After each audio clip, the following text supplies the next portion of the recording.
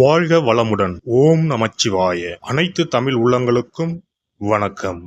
12 மாதங்களை கொண்ட தமிழ் ஆண்டின் 2ஆம் மாதம்தான் வைகாசி மாதம். வைகாசி மாதத்தில் சூரியன் ரிஷபராசியில் பயணம் செய்வதால் ரிஷப மாதம் என்று அழைக்கப்படுகிறது. வைகாசி மாதத்தில் பல தெய்வ அவதாரங்கள் நிகழ்ந்ததாக கூறப்படுகிறது. வைகாசி பௌர்ணமி அன்று சிவபெருமான் நெற்றிக்கண்ணில் இருந்து 6 பொறிகளாக ஆறுமுக பெருமான் அவதாரம் எடுத்ததாக சொல்லப்படுகிறது. 6 தீப்பொறிகளும் 6 குழந்தைகளாக மாறி கார்த்திகை பெண்கள் கை தவழ்ந்த மாதமாக கருதப்படுகிறது. அப்படிப்பட்ட சிறப்புமிக்க வைகாசி மாதத்தில் 12 ராசிக்காரர்களுக்கு என்ன யோக பலன் கிடைக்கப் போகிறது என்று பார்க்கலாம்.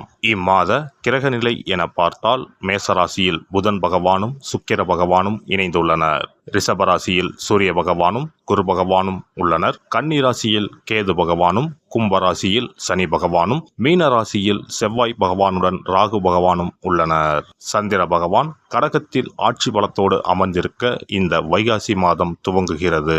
இம்மாத கிரக பெயர்ச்சி என எடுத்துக்கொண்டால் வைகாசி மாதம் 6ஆம் தேதி, அதாவது மே மாதம் 19ஆம் தேதி அன்று சுக்கிர பகவான் ரிஷபராசியில் பெயர்ச்சியாகி ஆட்சி பலத்துடன் வலிமையாக இருக்கப் போகிறார். அதே போல வைகாசி மாதம் 18ஆம் தேதி, அதாவது மே மாதம் 31ஆம் தேதி புதன் பகவான் பெயர்ச்சியானது மேசத்தில் இருந்து ரிஷபத்திற்கு ஆகிறது.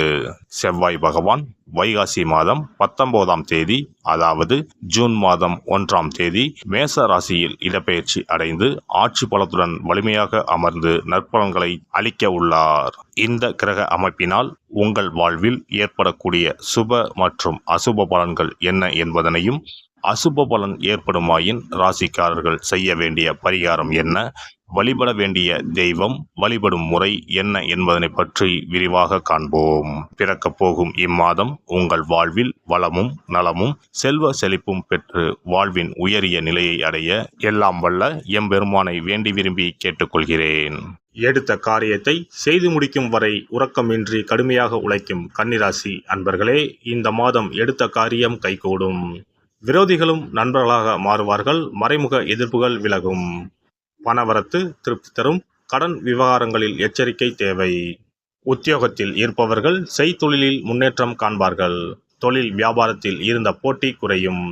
விரிவாக்கம் செய்வது தொடர்பான ஆலோசனைகளில் ஈடுபடுவீர்கள். பயணங்கள் மூலம் லாபம் கிடைக்க பெறலாம். மேல் அதிகாரிகளால் உத்தியோகஸ்தர்களுக்கு நன்மை உண்டாகும். வெளியூர் பயணம் ஏற்படும். குடும்பத்தில் வாழ்க்கை துணை மூலம் ஆதாயம் கிடைக்க பெறுவீர்கள். உறவினர்கள் நண்பர்கள் மூலம் தக்க தருணத்தில் உதவிகள் கிடைக்கும். பிள்ளைகள் வழியில் எதிர்பார்த்த நன்மைகள் உண்டாகும். அவர்களின் ஆதரவும் கிடைக்கும். பெண்களை பொறுத்தவரை மறைமுக எதிர்ப்புகள் விலகும். எதிரிகளும் நண்பர்களாக மாறுவார்கள். கொடுக்கல் வாங்கலில் கவனம் தேவை.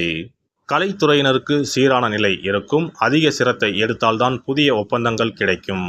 ஆனால் பணப்புழக்கம் கடந்த காலத்தை விட அதிகம் இருக்கும். எதிர்பார்த்த புகழ் பாராட்டு கிடைக்காமல் போகலாம். அரசியல்வாதிகளுக்கு பாடுபட வேண்டி இருந்தாலும் மிகவும் நன்றாகவே இருக்கும்.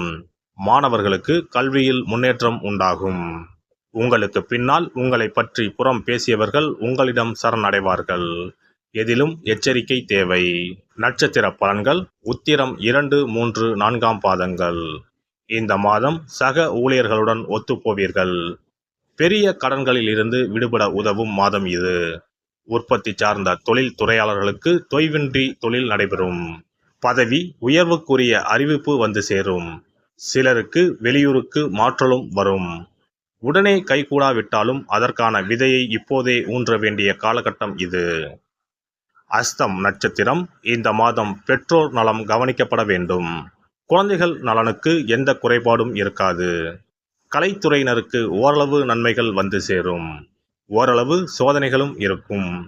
முன்னோர்கள் வழிபாடு மிகவும் முக்கியம். நம்பிக்கையுடன் செய்யும் இந்த வழிபாட்டால் நேர்மறையான செயல்கள் அனைத்திலும் வெற்றிகள் கிட்டும். நிலம், வீடு, வாகனங்கள் சம்பந்தப்பட்ட பிரச்சனைகளிலிருந்து உங்களை விடுவிப்பதற்கு வழிகள் வந்து சேரும். சித்திரை 1, 2ஆம் பாதங்கள். இந்த மாதம் ஓரிரு அதிர்ஷ்ட வாய்ப்புகள் வந்து சேரும். மாணவர்களுக்கு பொன்னான காலகட்டம் இது.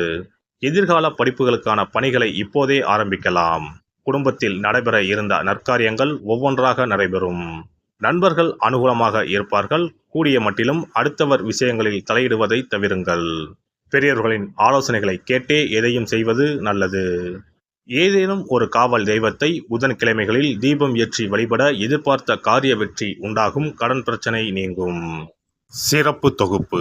இனி வரவே வராது என நினைத்த பணம் திரும்பி வருவதற்கு இதை மட்டும் செய்தால் போதும்.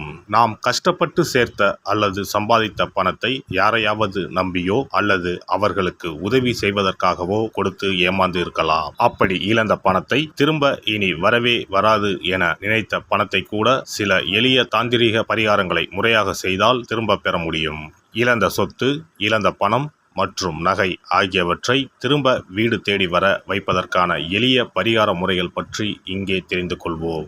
இந்த 2 முறைகளில் எந்த முறை நமக்கு எளிமையானதோ அதை செய்து பயன்பெறலாம். வாங்கிய பணத்தை திருப்பி கொடுக்க முடியாமல் கடன் தொல்லையால் அவதிப்படுபவரை போல் பணத்தை கொடுத்துவிட்டு அதை திரும்பி வாங்க முடியாமல் தவிப்பவர்கள் அதிகம் இருக்கத்தான் செய்கிறார்கள். யாராவது அவசரம் என பண உதவி கேட்கும்போது நட்பின் அடிப்படையிலோ அல்லது இருக்கப்பட்ட சிலர் பணம் கொடுத்திருப்பார்கள்.